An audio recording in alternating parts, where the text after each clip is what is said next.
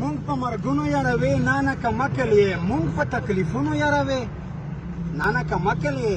مونږ انقلابیان یو زولنو ته هرکلی کوو مونږ په زندانونو یاروې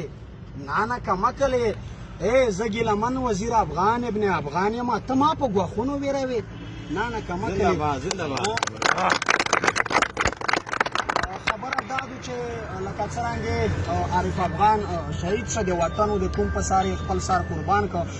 دغسې د ریاست و ریاستي چې څومره هغه هتکانډې دي د دغې جوړوونکی خلک ته دا په کولاو غږونه ووروي چې موږ دا مبارزات د سر د مول په بیه راوتلي دا زندان موږ دویم کیر ګڼلی دی دغه ته موږ بار بار رسي چې څه پرې پښتانه خوره د فساد نه آزوده شوي نه وي څه پرې پښتنو ته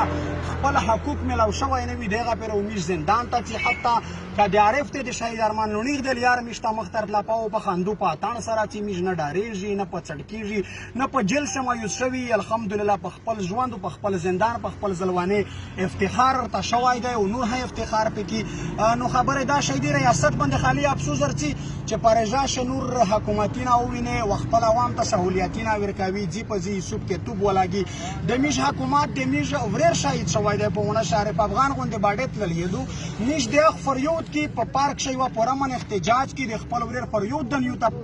پیش کوي چې د میژ سره ظلم زیاتی شوی دی دغه باوجود ریاست ورڅ په میژ ظلم زیاتی سره کو چاپیر باندې اچوي جیلینه ته مچوي خدا په کولاو غږونه دای په پیږي 100% په دا په دلای دی چې دا خلک د چیلینه او د مرګینه نه ډارېږي نه ډارېدونکی دی نورو خبرې په دا نه سره ورځوي ملګري یې لرې لرې وطنونه روغلي دي رژا هندو خلکو خپل ځایونه ته ځي خدای هم خوشول لره دغسې چې د څرنګې رټل شوي یستی د خپل قوم د وطن سره دغسې د مینې ثبوت ورکوي انشاءالله وخت لرې نه دی چې موږ تاسو خپل مرام خپل منزل ته راسي وایي چې که د وطن په ننګ شهید شوې که د وطن په ننګ شهید شوې په تور د زلفې و کفن دې ته ګنډه